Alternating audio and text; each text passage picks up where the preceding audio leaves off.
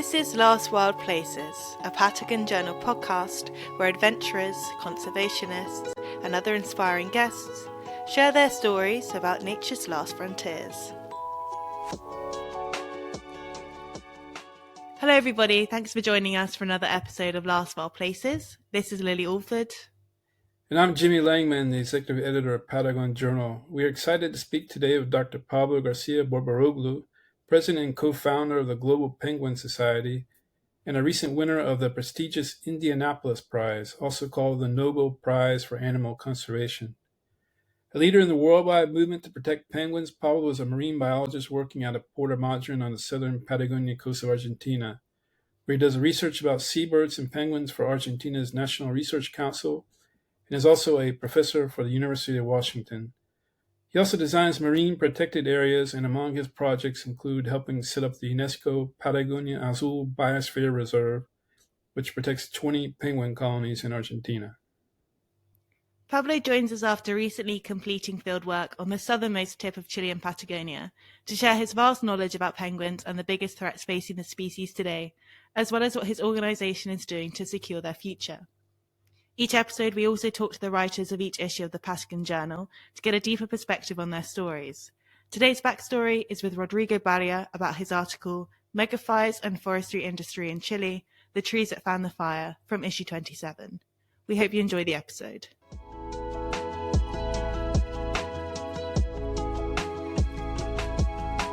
Hello, Pablo. Welcome to the Last Wild Places podcast of Patagon Journal. We're very honored to have you with us. Tell us a little bit about how you got involved with Patagonia and penguins. What led you to your path? Perfect. My grandfather was Greek, and they came to Patagonia, the southern part, in this part of Argentina, over 100 years ago. And my grandmother used to go to visit penguins in along the coast of Patagonia. In those years, they were still killing sea lions and elephants and harvesting whales to produce fat and other products. And ecotourism didn't exist back then. And my grandmother was going with horses or wagons to these places. And then when I was a small boy, she used to tell me these amazing stories about her visits to see the penguins. And of course, for me, they were very remote stories. You know, I was 2, 3 years old. And she was telling me about how the adults would fiercely protect the chicks from predators. You know, that you had pumas and foxes and armadillos and skunks, but also how they would go into the ocean and swim, you know, and come back and feed the chicks. So that was my first connection to nature through the penguins. And that's why I say that it was my grandmother, the person that I connected me to nature, and somehow why I'm dedicated my life to protect penguins and the oceans. Throughout your career, was it always this love for penguins which remained kind of steadfast? So at the beginning, I was not that kind of person like other colleagues that always knew that they wanted to be a biologist. That was not me at the beginning. You know, I had this connection to nature, and I would go with her and also my mother, you know, to enjoy birds and other animals. But I wanted to be an ambassador at the beginning. So I studied laws for a couple of years and some languages. And then when I came to Patagonia, because I was born in a coastal town, but a little bit further north in Argentina, and then in those years, which were the 80s, I was shocked because 40,000 penguins were dying per year due to oil spills.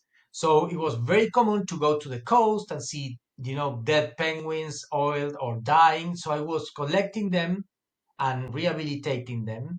Um, and that helped me to reconnect again with the penguins. And then I decided to, there was a very big oil spill in 1991, and 17,000 penguins died in only 2 months here.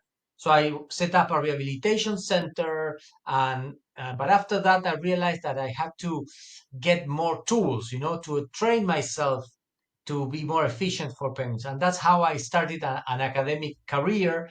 And since then, I've been working for so far for 35 years to penguin research, but research that is useful for conservation. In a issue of Patagon Journal a couple of years ago, I interviewed Dee Boersma, who's also a scientist studying penguins in Argentina, Patagonia, Argentina. You've done some work with her, right? Did you and her work together on some of these things and starting the Global Penguin Society? Is that correct? Or? Yeah, exactly. So yeah, we interact a lot. The penguin community is not that big, so we know all. We have the International Penguin Congresses, and there are 300, 250 people, so we know each other very well, and we interact a lot. We do a lot of collaborations, and I've been working in the past with Dee a lot.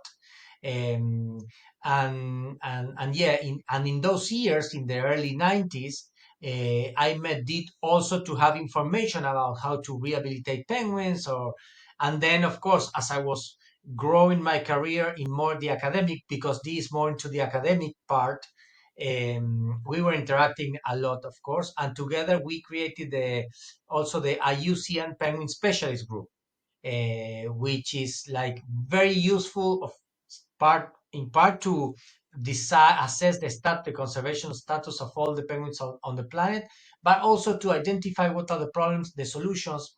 And this group has also influence on national and international policy for penguins and the oceans. So you've been working on these issues for a long time. Have you seen progress in the protection of penguins in these years? Yes, yes. So I've been working. So first of all, I was more focused on an academic career. So I became a biologist, and then I finished my PhD, and continued publishing. But at some point, I realized that, of course, science is extremely necessary, but it is not sufficient to fix conservation problems, because conservation problems are more related to other things that are not necessarily linked to exclusively to science. Science is important to inform decision making, to identify what are the problems, to provide the solutions. But uh, I needed to do something else with that science, because normally you publish, and in Argentina, people speak Spanish, and we are supposed to publish in English in international journals. Decision makers here, they don't read English, they don't have access to those journals. So I decided to create some other groups, and that's how the Global Penguin Society was born, which is an international organization that promotes the protection of all the penguin species on the planet through science, protection of habitat, and also education.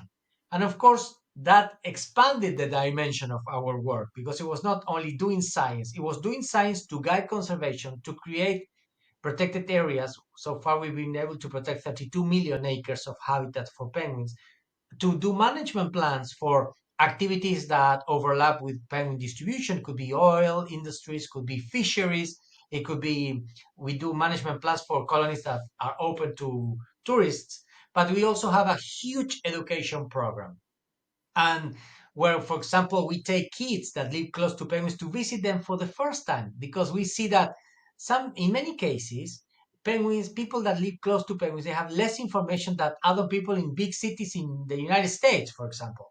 And these kids are the ones that will decide about the future of these penguins. So I've seen the damage that people can cause to penguins, but also the great impact of conservation actions. For example, I mentioned before that in the 80s, 40,000 penguins died per year due to oil spills. But then oil tanker lanes were moved further offshore, and with the technology that allowed the early detection of oil spills, the oil spills were drastically reduced. And from those 40,000 that were dying, now we don't have more than 15, 20 individuals dying.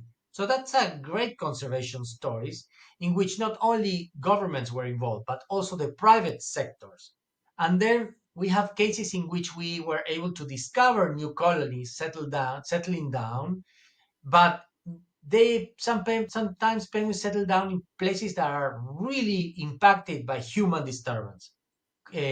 For example, we have a case in which there were people, reckless people, throwing garbage, setting bushes on fire to make barbecues, burning the bushes where penguins were nesting, taking dogs, hunting, and then slowly working with the people trying to protect those penguins, we were able to secure the place for the penguins.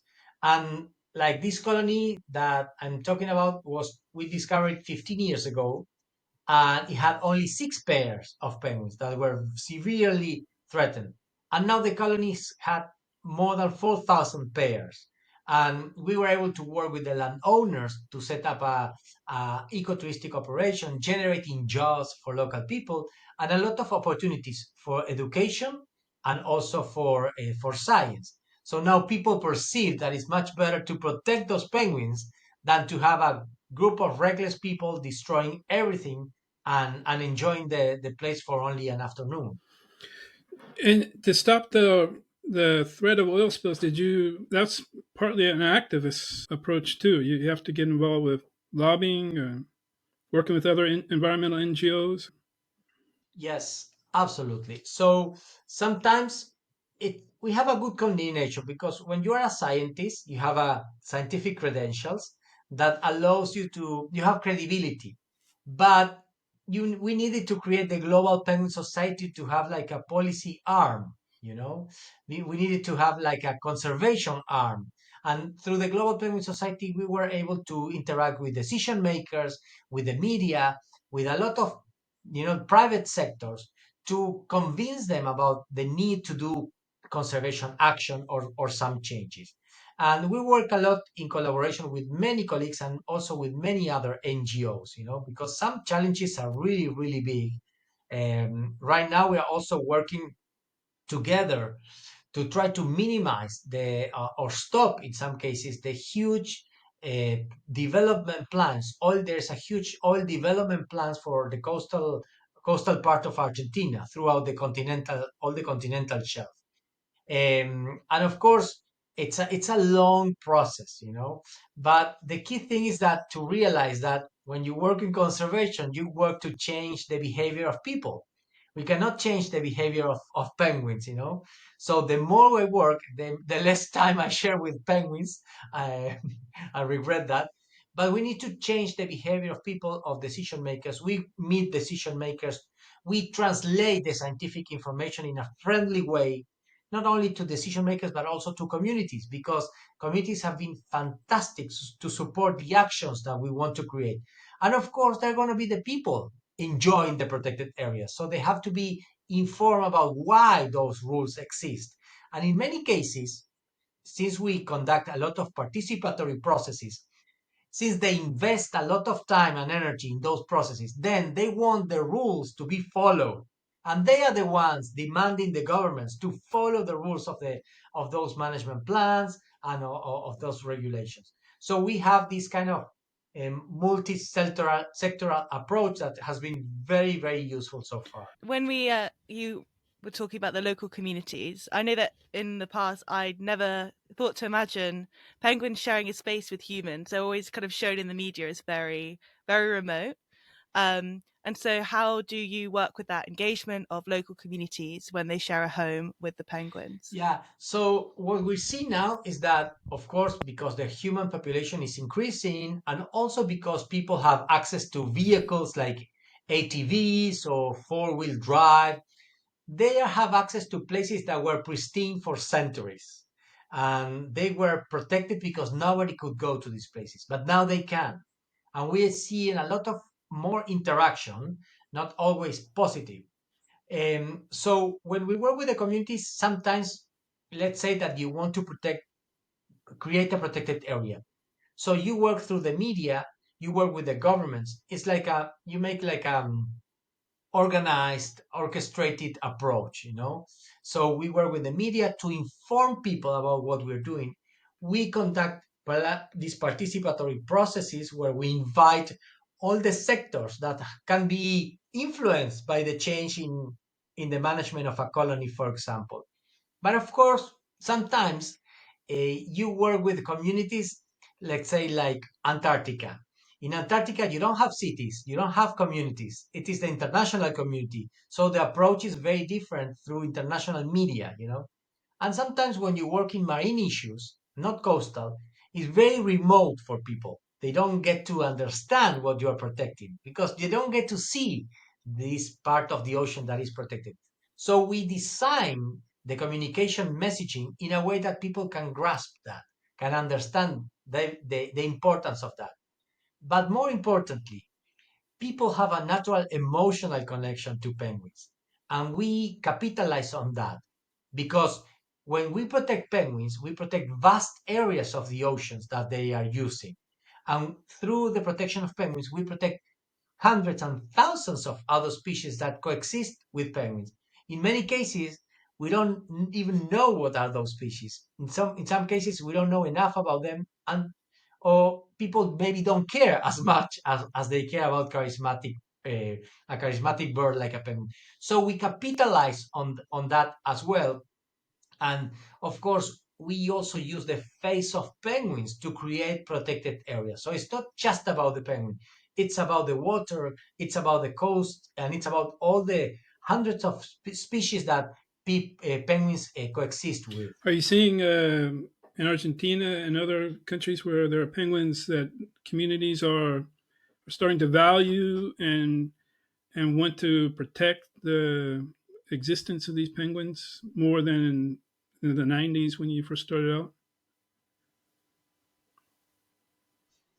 Yes, definitely. And I think there's been different factors, I think, that have determined this. One is the maybe social media or more communication. Now people have more access to communication, so you have the chance to reach those communities. But on the other hand, I'm really hopeful because I see in the young generations that they have a conservation awareness in their DNA. When I'm 55, when I was 10, it was only my grandmother that was telling me about animals. It was not on school. We didn't have anybody at school talking to us uh, about conservation or wildlife. It wasn't like now. And now everybody, like all the young generations, they do know, they are concerned, they know a lot, and they really make things like in their diets, in the way they behave, in the way they consume articles. They're really aware of what they can consume, and I see that it's a positive change, a positive shift in the cultural in a cultural dimension. So I see that of course there are many bad news in conservation arena, but we also need to highlight what's the positives. And there's been a cultural change in terms of conservation globally, I would say. Of course, there's sectors and people. There will always be people that they don't we don't agree with, but I see more and more people, and I'm happy because this young generation soon they will become more part of the population on the planet, and they will vote for representatives that will be making decisions based on the environment. What are the main threats to penguin? I realize the threats probably differ depending on where the penguins are, but what are some of the common threats to penguins? I imagine obviously climate change is probably the biggest, but explain a little bit more about what the threats are Right. to penguins. Yeah. So if you look at the landscape of all the penguins, there are 18 different species of penguins. They only live in the southern hemisphere, and half of them are considered threatened according to the red list of IUCN. And this is because penguins accumulate threats in the ocean and on land. If you talk about an animal that is exclusively marine, like a dolphin, they only face threats in the ocean. But penguins coexist on land and in the ocean. And that is nice, but it's also a problem in terms of conservation. In the ocean, they are affected by the bad management of commercial fisheries. Sometimes fisheries they compete with penguins because they're fishing close to the places where penguins are eating, and sometimes they kill penguins because penguins get entangled in fishing nets during the fishing operations. Oil spills, as I mentioned, was also a problem, and now it's also plastic pollution. Penguins can get entangled in big pieces of plastic or swallow species of plastic that can harm them and sometimes kill them. And when penguins also come on land, they are affected by human disturbance in many places and also by the introduction of new and familiar predators. Remember that penguins evolved during 60 million years in predator-free islands like New Zealand and many other places that didn't have predators. So penguins could evolve, and they could sometimes afford the fact that they didn't need to fly because they didn't need to escape. But now, uh, human beings, we are colonizing these places, and sometimes on purpose or by accident, we introduce new animals that are new predators, and penguins do not need how to defend. On top of that, we have, as you mentioned correctly, climate change, which basically climate change in the ocean is changing the availability of food close to the colonies when the chicks are small, because the adults have to go get the food and come back and feed the chicks. When as climate change is moving the food away from the colonies, adults have to swim further, and that demands more energy and more time for the adults. So by the time they come back to the colony, sometimes the chicks are dead, or they end up feeding the chicks less. So that increases the mortality of chicks, and in the long term, uh, creates a decline in many penguin populations. And now we're having an issue with climate change on land, because climate change is increasing the frequency and the intensity of heat waves. And something that we haven't seen, and we are seeing now, is that we are having heat waves that are killing penguins because they reach the lethal temperature. Like here in Patagonia, Argentina, a few years ago, we registered in one colony of penguins 44 degrees Celsius, which is 112 Fahrenheit, more or less, in a penguin colony. Penguins, they never leave the nest, but they were leaving the nest because they knew they were going to die if they stay there.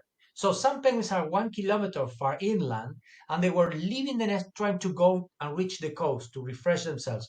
And in one area we had at least 300 penguins that died on their way, healthy and young penguins dying because of the heat.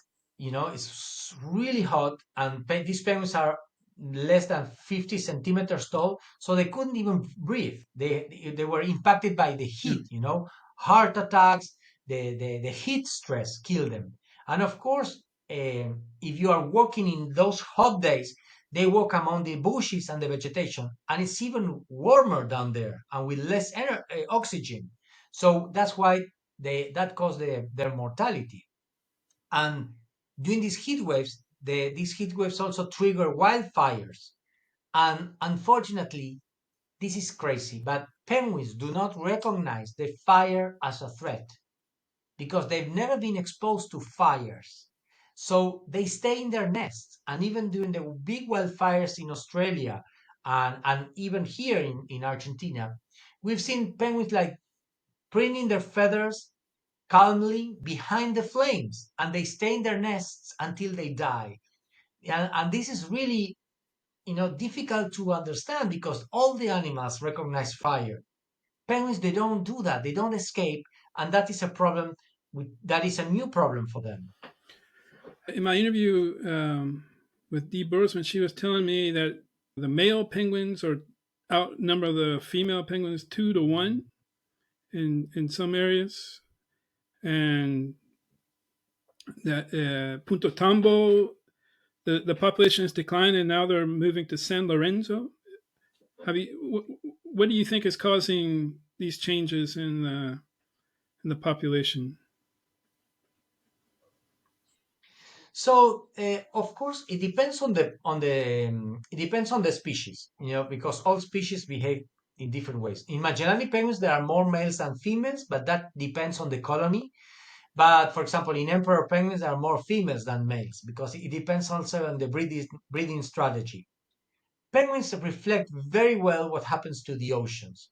Like here in Patagonia, for example, we think that penguins were restricted to islands because they couldn't conquer the continent because there were too many land predators. But when humans colonized this place and started to prepare the ranches, they poisoned a lot of predators, eliminating pumas and foxes. And that gave penguins a great opportunity to conquer mainland. And that's how Punta Tombo appeared, for example. But then all the distribution of penguins during the centuries were moving to the north, were moving northward. Now penguins are expanding to the north. In the last 20 years, they expanded the distribution range by 1 degree of latitude. So they're moving to the north, and they're going to colonies like San Lorenzo. San Lorenzo in Peninsula Valdez is now the largest colony on the planet, with over 200,000 pairs, when Punta Tombo is 140,000 pairs now. So these changes occur all time. And, like 30 years ago, because of the funds limitation or the logistic complications, we used to study one colony and assume that that was happening to all the population. And that was a mistake, because like studying one colony will tell you about that colony. Colonies are all connected into what we call metapopulation. Some colonies are sources of penguins, exporting penguins, young penguins to other colonies. Some other colonies are sinks, receiving penguins, that decide to settle down for the first time there. So we see this dynamic in all the population of penguins. And now penguins, maybe they're born, they're hatching colonies in the south, but when they decide to start breeding, they are settling down in the north. But we've just finished a work in which we studied what was happening in the 90s and what's happening now, at least in this part. And penguin, the population has been increasing in 9% in total, no, in these 30 years. So while we see big colonies declining, we also see big colonies increasing in the northern part, which is good news. And it reflects that all the conservation efforts that have been done to design protected areas, to improve the management of harmful activities, has been very productive. So that's good news for conservation. Previously, we spoke about, I think it's the current work that you're doing, which is setting up tracking equipment for some of the migrating penguins who are going from south to north. How has the introduction of this equipment helped your study of population changes? So that's fantastic, because the technology has been very helpful to understand penguin needs more. Before that, we used to know them only on land. We didn't know what they were doing in the ocean or where they were. So we track penguins during the breeding season, when they are raising their chicks, and that information has been critical to justify in front of politicians why we need to create a protected area. And with that information, we are reducing unnecessary conflicts with sectors like fisheries or oil spills, because now we know exactly when we need to implement that protection. I mean, 30 years ago, we could have said, okay, let's make a protected area all year long, nobody can go in. And now we don't need that, because with the information, we know that in 1 month, we need protection in just that month. And then the activities can continue the rest of the year without harming wildlife or penguins. So that's how science has been useful. Right now, for example, just next week, we are going to deploy satellite devices to penguins from 4 colonies as they go from southern Patagonia to Brazil, because they migrate during 6 months. And this is very helpful, not only to identify things that are important in terms of the ecology of the animals, like females, they migrate closer to the continent, males go further offshore.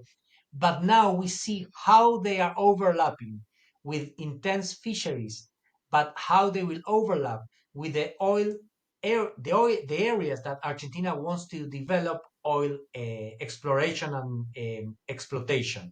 And that help us to justify that we need this kind of protection in this moment and in that other.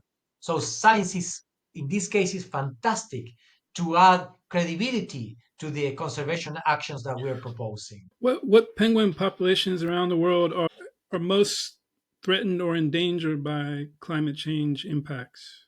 So what we see in the world of penguins is, of course, if you look at the pattern, the penguins that are more in trouble are the ones that have to coexist closer to human beings. The penguins that coexist with people are the ones more in trouble in Africa and in South America, for example.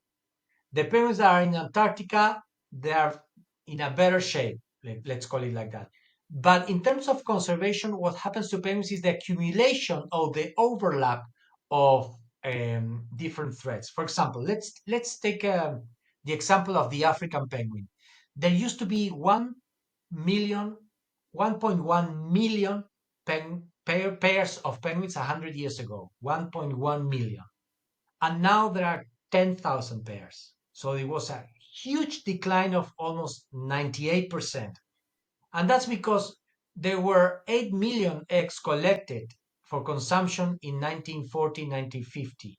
There were over 50 oil spills that killed thousands of penguins. Then there was overfishing that was really depleting the food sources that penguins were using. And now we have climate change. So in some cases, climate change is like the last, the last straw. And we never gave them the chance. And the colonies continue to decline. The population, which was a continuum in Namibia and South Africa, now it's fragmented. So you have that case. You also have the case of the Galapagos penguin, which was normally a small population. Now the population is 2,000 pairs, but climate change is increasing the frequency and the intensity of El Nino events. And during the El Nino, the Galapagos penguins, they skip breeding. They don't breed. They decide, oh, I don't have any food for me, so I won't breed. So that limits the recovery possibilities of the population. And then, of course, you have different cases. Like let's take a look at the king penguin. The king penguin, they live in subantarctic areas around Antarctica. They're really doing bad in the Indian Ocean, South Africa Ocean, because as I said, climate change is moving away the food from those colonies, the French territories, Crozet, Desmarais, other colonies there. But in South America, it is a good thing for king penguins. Penguins are coming back. Those king penguins were exploited and they were wiped out from all the South American areas, and now they're coming back here because climate change is moving the food closer to South Georgia's islands, which there is a huge colony there. So as South Georgia is increasing in population, it is also exporting more individuals that are now recolonizing South America. So you have the case of the same species under two different scenarios responding in two different ways. The Blue Patagonia project. Tell us about that. That seems like a amazing success story. Huge protected area. How did that come about, Yes. and how could Yeah. that be a model for other conservation projects? Yes, exactly. I think that is one of the things we are proudest of, because it was a huge effort to convince politicians. It is what we did is we led all the project to create the Patagonia Azul or Blue Patagonia UNESCO Biosphere Reserve. So it protects 3.1 million hectares, which is like 8 million acres of habitat, almost like the area of Belgium. It is the largest UNESCO reserve in Argentina, and 60% is in the ocean, and the rest is on land. So we work to justify the creation and submit the application to Paris, to France, the headquarters of UNESCO. The documents are 1,200 pages, so we work like crazy to compile all the information. But you know what is very important? It comes from the Men and Biosphere program, which is not like only about animals. It is also about humans that coexist with wildlife, because it was created a long time ago as a way to strengthen the democracies also. And I see that UNESCO saw in this place the opportunity to protect and to do things right in a place where that is huge in terms of biodiversity, but almost no people. There are, I would say, 5,000 people living in all that area. So there is a chance to develop the economy of those areas without destroying the economy, because we're coming from a century in which the wealth, the richness of our nations was paid by the destruction of nature. And now we have to go into a century in where we need to coexist. Otherwise, we will go extinct as humans. So this area represents that spirit, how we can coexist, develop ourselves, satisfy our needs, and also satisfy the needs of this of the wildlife. On top of the UNESCO Biosphere Reserve, we created the Punta Tombo Marine Protected Areas, in which is in this same kind of complex of protected areas. Because 40 years ago here in Argentina, the protected areas were only placed where the people was visiting wildlife, like if you have an elephant seal colony, they were protecting the tourist trail, and the same for penguins. Nobody was paying attention to the ocean, and now thanks to the technology, this is what we've been discussing, Lily. The technology allow us to understand that yes, they have a nest here, but they're swimming thousands of kilometers out of the ocean that we need to protect. And now with the technology, we are expanding the limits of the protected areas. And that's one of the cases for the marine protected area in Punta Tombo, which was only protected on land. And now we are protecting the places where penguins go to fish. The marine protected areas, what kind of rules are they having for things like fishing, and how will these marine areas work in terms of helping to protect the penguins? Yeah, so when we make an analysis of the different protected areas, there is a huge variety of cases, and depends on also in the jurisdiction, the country, and the time of the year of the time, right? The year, because of course, when you change administration, things change. Um, so in general, you see that it is always positive because it is always positive if you think about the future, because sometimes you need to protect things not for what's happening now, but for what will happen in the future. There will be a lot of uses that they don't exist right now, like deep sea mining didn't exist 40 years ago. I know it's a huge problem in many areas. And there are some uses that will also be created that could be harmful. So when we create protected areas, that can also protect the wildlife from different plants that can be helpful. Of course, it depends on the area. You can improve the management of fisheries. It could be deep sea mining. It could be oil exploration, oil exploitation. Change the routes of maritime traffic or oil tanker lanes. So that adds up, and in the long run, you have a better managed area. Are they allowing the fishing to continue as it was before, or are they controlling it a lot more?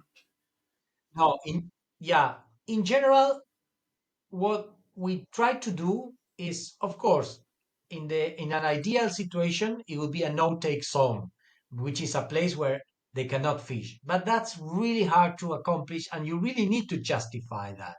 In general, what we work is to design protected areas where you have multiple uses that are not harmful, but you can allow some sort of fisheries with specific gear, with good practices, in specific areas and in specific moments of the year. Um, because again, sometimes conservation fails because it's not realistic, you know, because we want everything and everything is not realistic. And you also have to negotiate with politicians, with other sectors. People need to live. And sometimes, of course, we need to draw a line. What is the limit? And of course, there is always enough information to justify why we need to protect the area and what are the limits. Sometimes there are not many opportunities to create protected areas. And when we see a window of opportunity, we jump and we create it. Even if it's not ideal, even if it's not minimal, we always have the chance to, once it is created, there is always a chance in the future to improve that. And that has been the case in many ways, in many situations in which we had, all protected areas that were not ideal, but then we work with new information to improve, to enlarge it, to make it more restricted to some harmful activities. Um, but this is something that we need to consider. And this is part of the negotiation. You don't get everything you want. You get some, and you have the hope that you can improve that in the future. And we've seen that improvement happening. When we spoke previously, Pablo, one of the things which you mentioned was that king penguins were returning to one of their ancient habitats. Can you tell that story to Jimmy and the Yes. audience? So there is a very nice story. I'm just back from the southern part of Chile. There is a fantastic place called Parque Pingüino Rey, King Penguin Park. And so the story is that the landowners, they used to raise sheep. They didn't have penguins. They didn't know anything about penguins. But then she heard that there were people visiting the area, and but people were, disturbing the penguins. They were putting hats and pipes and like handkerchiefs around, to take pictures because they didn't know how to behave with penguins, and they thought they were just like pets. So this person, the owner of the ranch, decided to improve the implementation of the colony. We help in the management plan as well, and now it's a place where people can go and enjoy the penguins, and of course that helps in the conservation of the place. But the surprising thing is that an archaeologist visited the area and discovered that there were uh, tools made by the indigenous people, that those tools dated at least 500 years.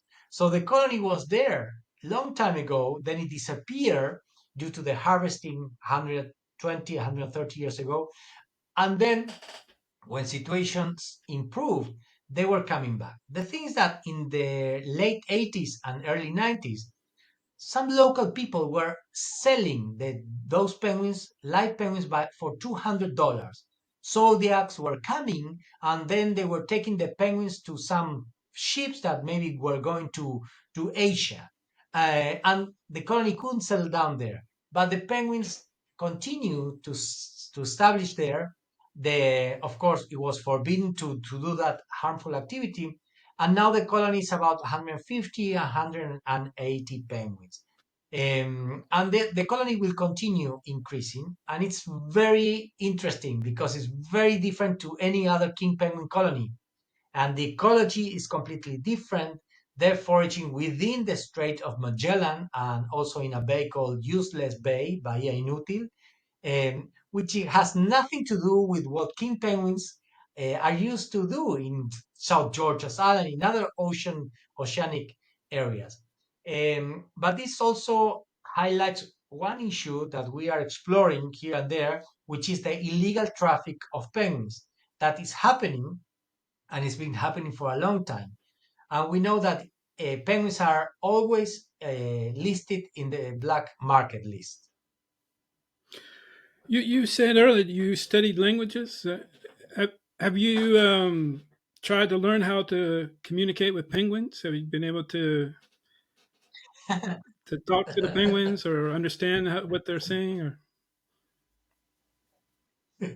So I do the brain, the and I don't know, they respond. I don't know if I'm saying something, yeah, but they like to respond. The young ones tend to respond to that. I don't know if they okay. feel threatened or what, but it's interesting. And different penguins, they have different vocalization ways, and even within a species, you understand not what they're saying, but they have a special way to vocalize when they are fighting, after they finish fighting, and they're telling the enemy, "This is my land, don't you dare come back."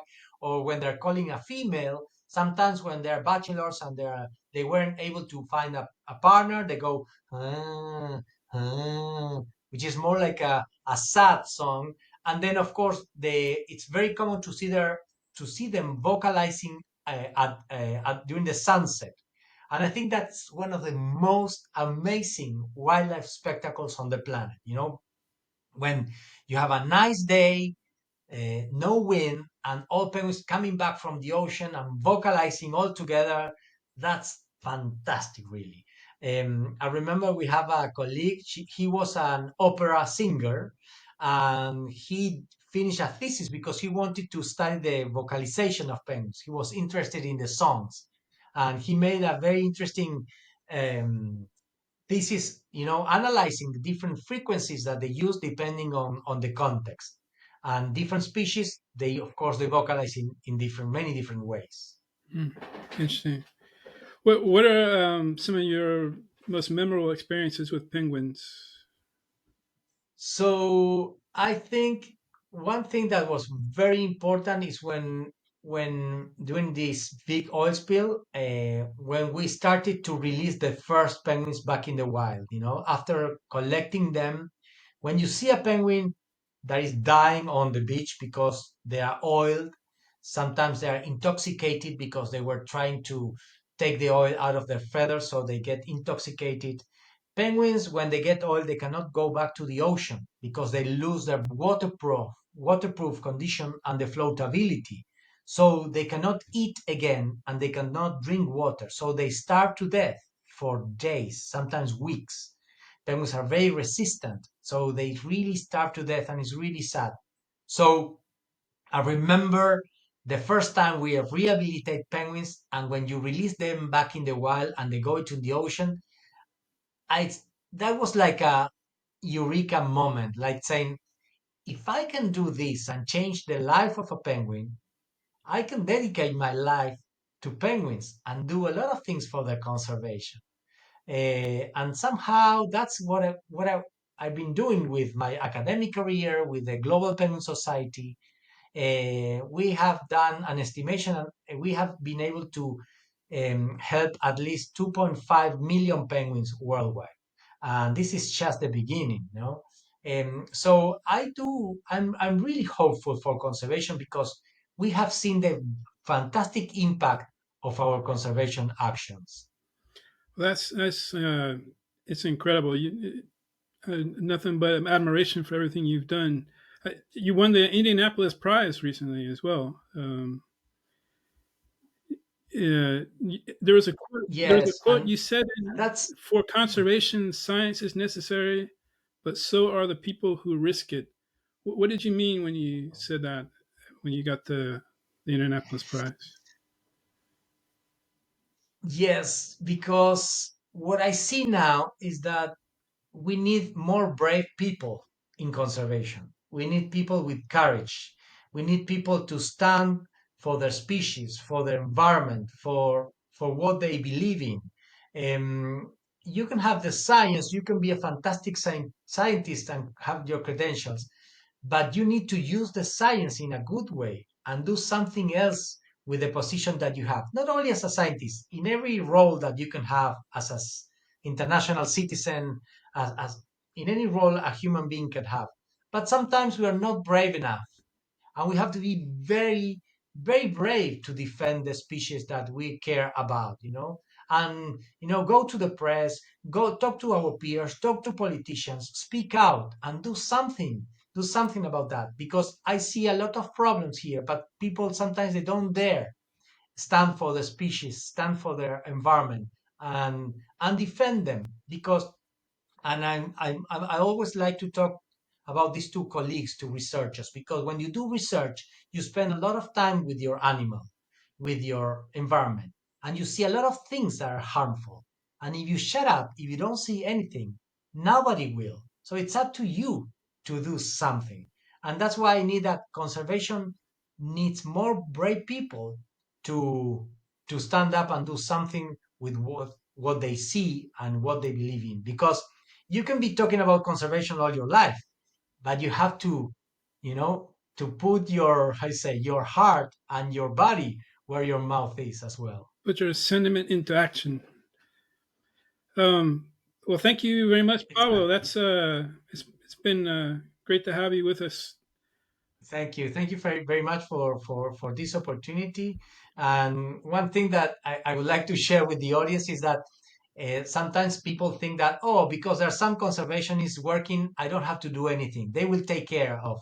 And it's not like that. We all need to do something. It's up to us. We're almost 8 billion people on this planet. And if every single one of us can do something very small, it will have a huge impact. Just one example is to avoid single-use plastics, for example.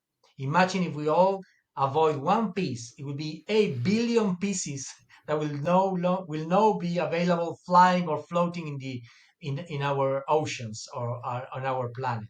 So we need to do something, even if it's very small, we can change the world.